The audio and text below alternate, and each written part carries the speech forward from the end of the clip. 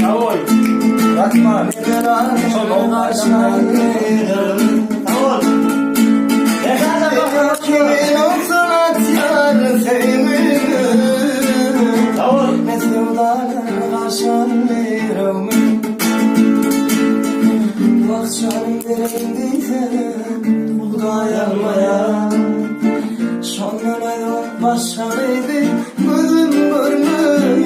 Sağ ol, sağ ol.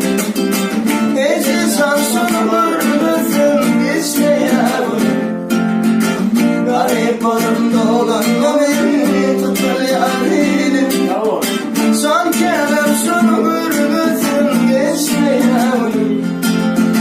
Garip olumda olan o beni tutar yarim.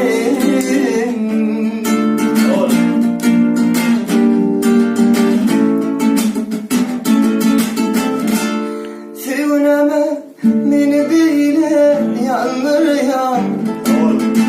Ayrılama tıkırı yanlara. Sevuneme beni bile yandırıyor.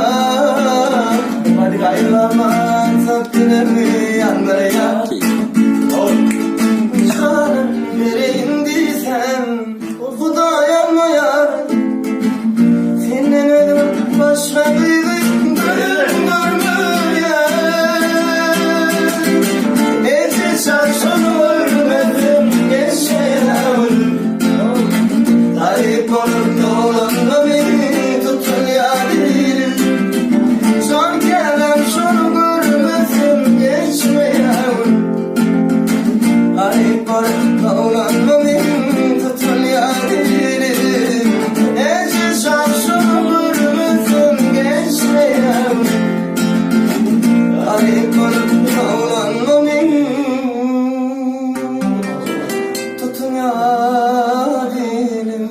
Ay sağ ol, cevap hadi dersen. Ay.